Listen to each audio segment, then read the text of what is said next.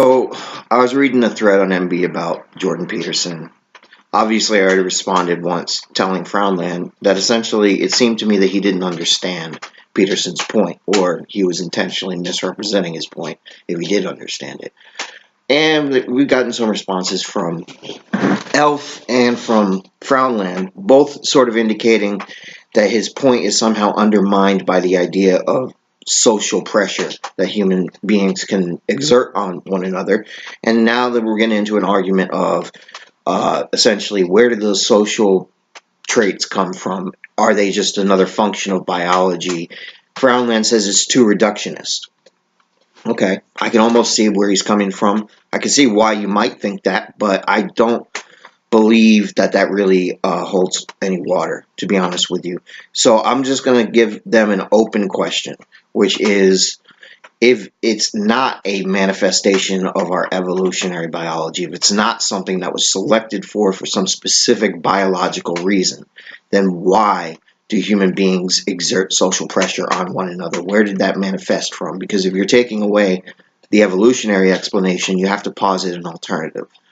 So, and I haven't seen them posit an alternative. They just seem to treat this almost as a sort of magical God in a box that you can inject into the discussion to invalidate the evolutionary logic that would otherwise apply.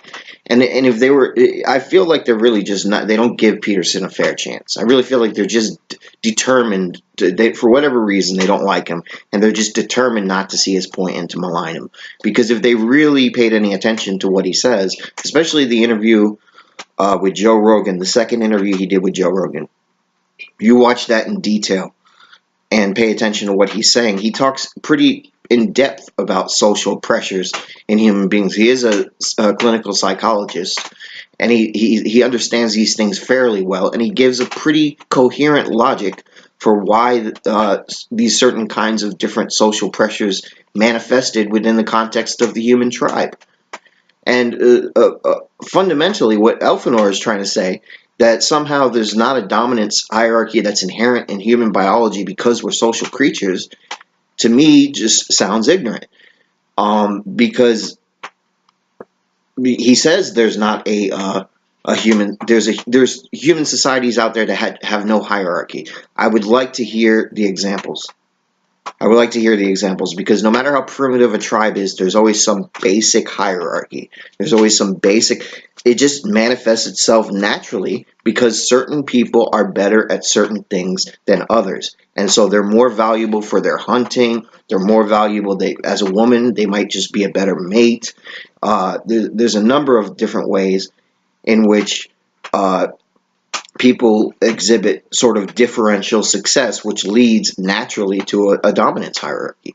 Because power is never going to be completely equally distributed. You can have hierarchies, some of which are less equitable than others. It's not like all hierarchies are the same. So life under the Nazis is not the same thing as life in a hippie commune. But there's always going to be some sort of structure that dictates exactly how the human beings interact with each other. And even when they intentionally try to avoid that structure, they have to come up with something. Otherwise, you just leave yourself open to exploitation. So, I mean, the hippie commune is sort of like an artificial attempt at replicating what we do in human tribes. Right? And the reason why it's artificial is because it's based on ideology rather than based on our genetic drives. And the reason for that is because tribes are inherently related to one another. And so there's a sort of kin selection that goes along with that, where they have an interest in maintaining the tribe. Whereas in a hippie commune, if you're not related to anybody else, you don't necessarily have a genetic interest in maintaining the tribe, but you can sort of work together with other people, but it requires a certain amount of trust. It requires a certain structure, because if you just leave it open and anybody's going to violate that structure, then you're going to find yourself putting in more work than The next guy, you're going to find yourself getting out less resources than the next guy. You're going to find yourself getting exploited. And that's why these sort of communes work on a very small scale, but they're not a good alternative for the kind of complex society that emerges with like our modern civilization, or even pre-modern civilizations. Even when you look at the ancient civilizations like Rome and Egypt, those are far more scalable than a hippie commune. You can make those far larger than a hippie commune. The hippie commune is really going to break down once you get past a couple hundred people, because it's going to be too impersonal to maintain that sort of level of intimate trust that is necessary when you put all of your chips in the same basket, sort of. But anyway, yeah, like, I don't think that anything that they're saying is actually undermining what Peterson is saying. And what Peterson is the only reason why he brings up these dominance hierarchies is not to say like anything like people deserve to be dominated or anything else like that. It's just it's a way to argue against the postmodernist inclination towards presenting everything as a sort of power game, everything as a sort of domineering and oppression of the few over the many. And he's basically trying to argue for a natural basis for why these dominance hierarchies manifest themselves, rather than a sort of malignant or malicious basis where it sounds more like the Illuminati or like something more malevolent.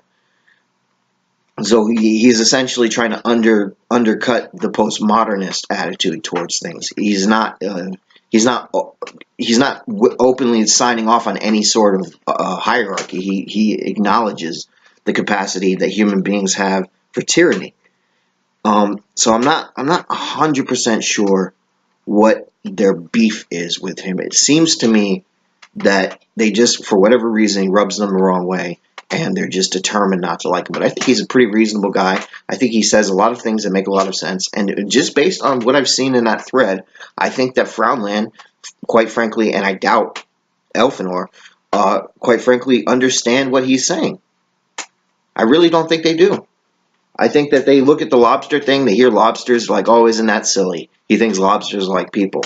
Well, they're analogous in a certain way, and he demonstrated why they're analogous. If you can't understand that, then, oh well, but I mean, you didn't say anything that contradicted what he was saying. You didn't say anything that even remotely challenged his point. You went on about, oh yeah, do you think serotonin plays the same exact function in human beings that it does in lobsters? Well, it might or it might not. It is irrelevant to the point. It plays an analogous role.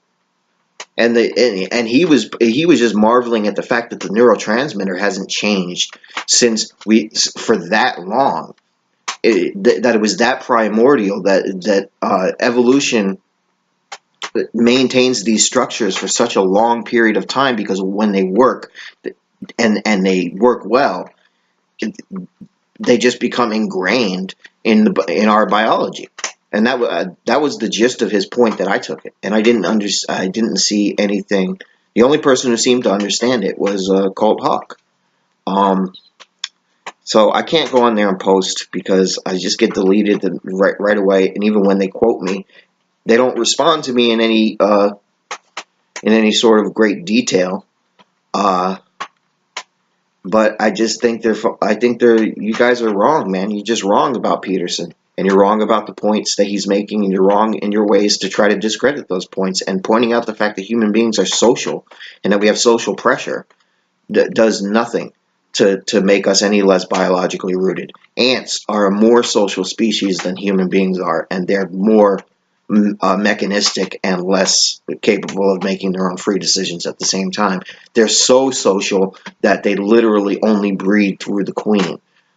And so they literally, all that matters to an ant colony is the fitness of the ant colony, not of the individual ant. That's not true of human beings. It's not true of monkeys. It's not true of any of these higher organisms that display some level of social features. And in every case where they display social features, it's a way of organizing those societies And the way that you organize those societies is ultimately just determined by evolutionary fitness. That's why there's an imperative to organize them in that specific way. It's not arbitrary. There's a reason why chimpanzee troops look the way that they do. There's a reason why human tribes look the way that they do.